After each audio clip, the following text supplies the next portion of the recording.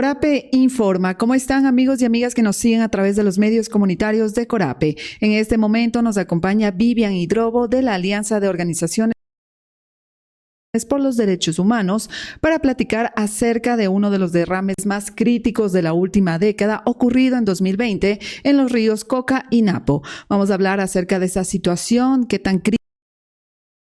Buenos días a todas las personas que nos escuchan por este medio. Qué importante actualizarse sobre lo que pasa en la Amazonía, que va más allá de lo que pasa en las ciudades, ¿no? ¿Qué pasa en la Amazonía? En la Amazonía, más de 100 comunidades entre indígenas y colonas siguen sufriendo los efectos de un derrame de petróleo de más de 15.800 barriles que ocurrió, ustedes recordarán, durante la pandemia, después del colapso de la cascada de San Rafael.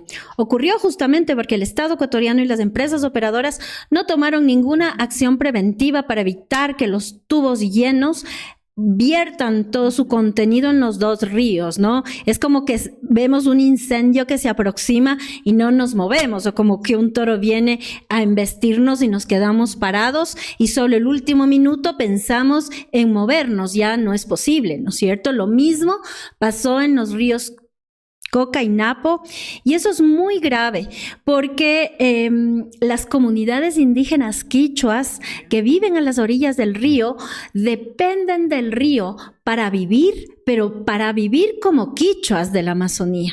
Ellos, su supervivencia física y cultural depende de los ríos. Ahí pescan, ahí toman el agua para hacer su chicha, para bañarse, para sus rituales de purificación. Es el lugar donde los niños están jugando todo el tiempo.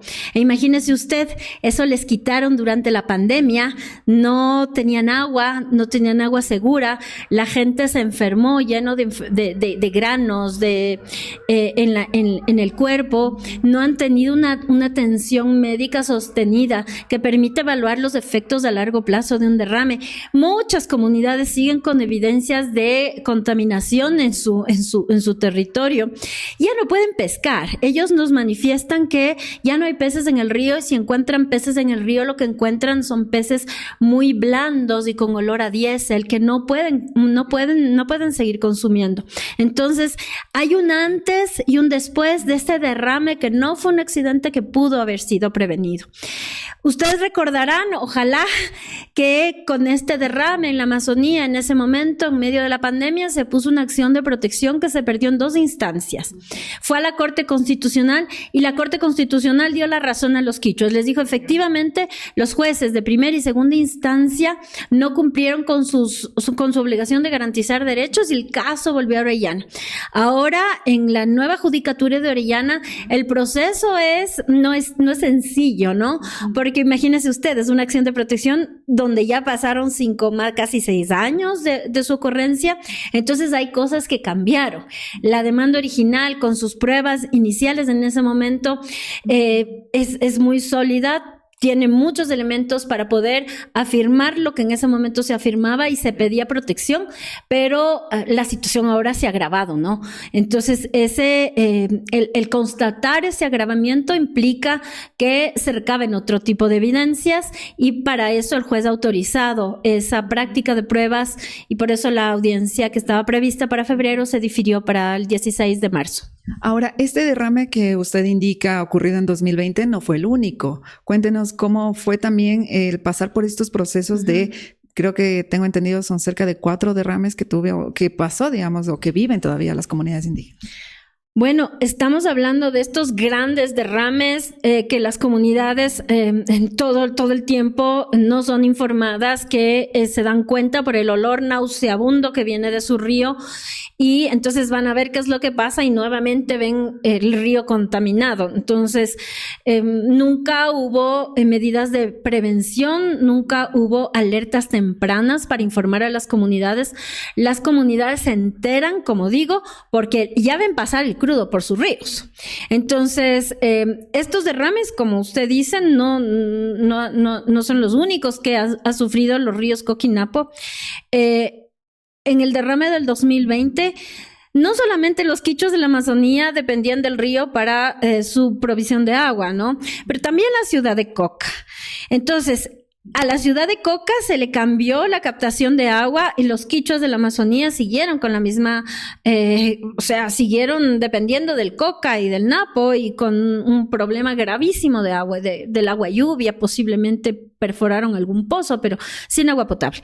Después, en menos de 2 años, sufrieron un nuevo derrame de aproximadamente 9.500 barriles de petróleo de crudo, esto por la rotura del OCP. Imagínese usted, en menos de 2 años sufrieron 25.000 barriles, más de 25.000 barriles de crudo derramados. Nos imaginamos como el derrame de Esmeraldas, que no está reparado todavía. Y en el último año también han sufrido 2 grandes derrames, de los cuales el gobierno no ha dado ninguna información.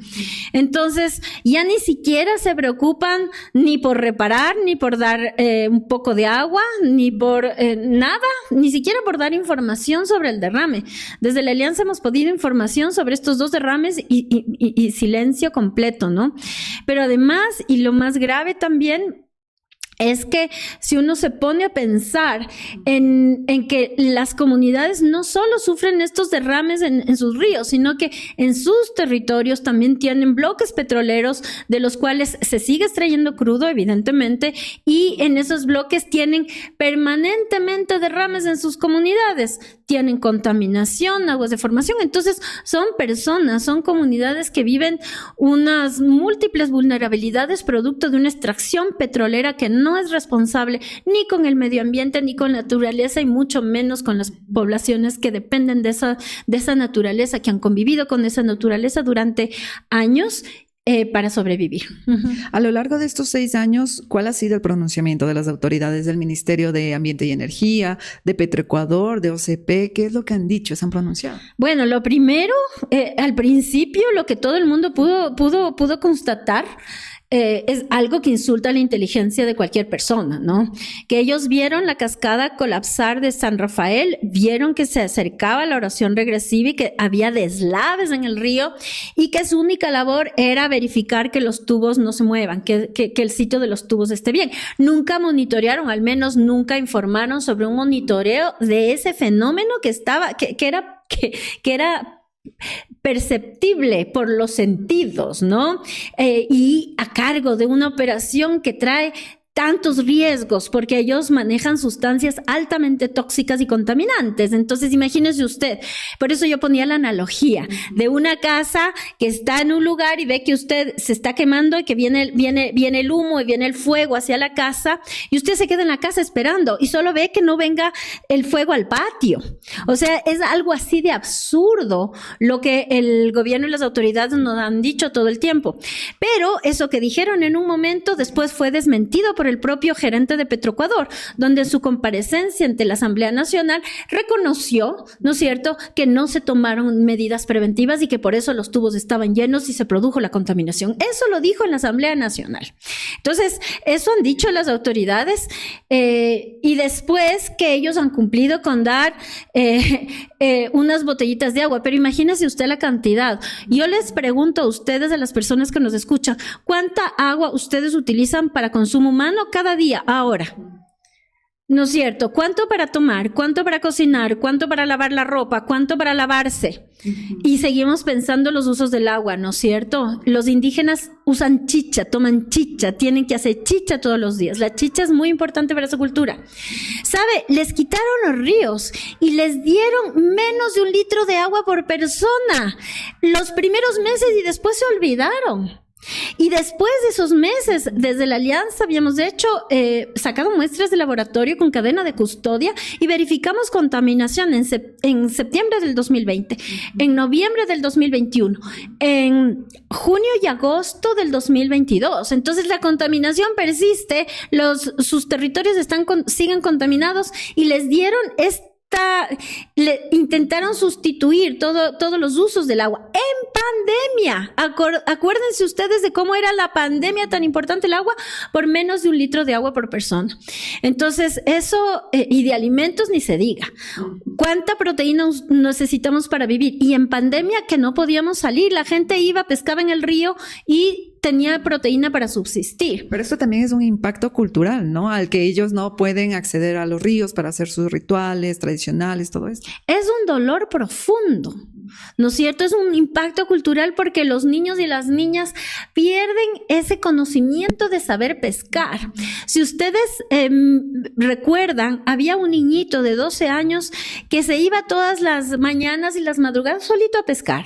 Eso no es posible para nosotros y nosotras aquí en la ciudad, pero eso es muy frecuente en los niños quichuas de la Amazonía, o era muy frecuente. Ese niño de madrugada recibió todo el impacto en su cuerpito de la contaminación petrolera. Desde ahí ya no ha podido volver a pescar. Tenía 12 años, hoy tiene 17, casi 18. Una persona que ya no puede tener contacto al río. Imagínense los hijos de este muchachito, ¿no es cierto? ¿Qué contacto van a tener con el río? Si ven al río como que perdió no solamente los poderes, sino que el río está enfermo, el río está enojado. Y al estar el río enojado, eso les enferma a ellos. Ahora también este derrame que no solo afectó a nuestra Amazonía ecuatoriana, también llegó hasta la frontera con Perú. Sí, de acuerdo con los registros, los primeros días ya se avisoraba que la mancha de petróleo llegaba al Perú. Más de 300 kilómetros recorrió todo ese crudo. Pero lo más grave es que, imagínense ustedes, como no habían tomado ninguna medida preventiva, vieron que el deslave venía hacia los tubos, pues se limitaron a ver que los tubos no se muevan, ¿no? Nunca midieron cómo se estaba aproximando la erosión y el deslave hacia los tubos. Nunca se preocuparon por medir eso. Pero no solamente eso, sino que después no tenían ningún tipo de personal adecuado previsto. Estaban trabajando con el mínimo personal posible. Entonces, ¿qué plan de contingencia usted puede poner cuando se le rompe el tubo en la noche y el otro en la madrugada, ¿no es cierto? Y se le cae la montaña y los tubos estaban llenos de más de 15.800 barriles. No pudieron recuperar ni un solo barril de petróleo.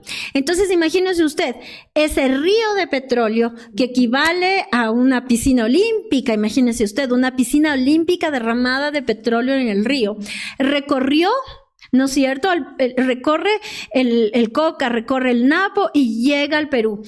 Una parte se evapora, otra parte se va a las orillas y otra parte también se acumula en los sedimentos. Por eso ahora nos dicen que el río está muerto. Entonces, sí es importante pensarse ahora en una reparación que tienda a recuperar, a restaurar esa naturaleza, a restaurar las especies de peces, a restaurar las especies de vegetación que se perdieron. Les invito a las personas que vayan al Coca, que vayan al río Napo y vean las planicies de los árboles secos. La gente y su sabiduría nos dice, aquí llegó la contaminación y ya no se fue, aquí nunca limpiaron. Entonces usted ve áreas pantanosas con los árboles, esos hermosos capirones o esos cedros muertos, secos. Y además, esas tierras que antes eran fértiles porque la gente iba a sembrar juntamente al lado de los ríos, porque paradójicamente cuando llega la temporada lluviosa y se inundan las tierras, lo más importante es que eso trae riqueza, trae sedimentos buenos y nutre la tierra. Entonces es una tierra fértil donde da buena yuca, donde da buen café, donde da buen maíz, donde da el plátano que ellos y ellas comen, ¿no? Las chacras. Después de eso, lo que nos dicen, y son frases así, ¿no? Lo que se siembra se muere, lo que se siembra se muere. Ya no pueden sembrar a orillas del río, lo que se siembra se muere. Entonces tienen que buscar tierras menos productivas donde es mayor trabajo para las mujeres, es mayor trabajo para poder tener algo de sustento para sus hijos. Ahora dependen de comer de cosas compradas, ¿no? Entonces es un cambio profundo a su vida cultural. Ahora, ya para finalizar, también quisiera aclarar un poco este tema del proceso judicial que se está haciendo y que desde el 2020 pues lo han realizado. ¿Por qué razones se ha dilatado este proceso y han pasado ya 6 años y todavía las comunidades siguen exigiendo justicia? Bueno, lo más grave que ocurrió fue entre el 2020 y principios del 2025, cuando la exigencia de justicia llegó a la Corte Constitucional, ¿no? Sabíamos que era probable que un juez de primera instancia y de segunda instancia niegue la justicia de los quichuas. Pero después llegó a la Corte Constitucional y la Corte Constitucional se demoró 4 años en resolver la acción de protección. Y mire usted, habían 2 casos en la Corte Constitucional, uno a cargo de la jueza Daniela Salazar y otro a cargo del juez Herrería. Pues el juez Herrería archivó el caso que tenía en sus manos, que era muy importante, cuando en el Ecuador no existen estándares de la Corte Constitucional relativo a la explotación petrolera y a la protección de comunidades en ese contexto cuando ya ocurren derrames. No existe jurisprudencia. Pues bien, pese a que no existe jurisprudencia, este juez, en su momento la jueza Carmen Corral, archivaron la causa. Y lo más grave de todo eso es que después ese mismo juez de Herrería aceptó una acción extraordinaria de protección, la admisión solamente de una comunidad de Puerto Madero, una comunidad colona, mestiza de Puerto Madero, que también reclamaba por el mismo derrame.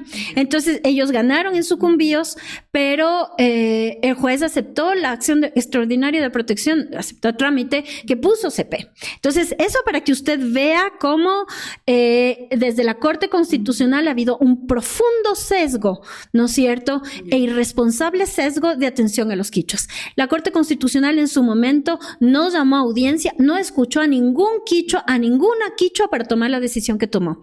La decisión, si bien dijo se violaron derechos de los quichuas, fueron derechos de procedimiento, y en lugar de garantizarles justicia, lo que hizo es reenviar el caso a la justicia de Orellana. Entonces, ahora en esta justicia de Orellana se ha dado un proceso de diálogo intercultural y el juez ha aceptado recibir nuevas pruebas, lo cual es lo que debe ser, ¿no? Entonces esperamos esta audiencia del 16 de marzo con mucha expectativa.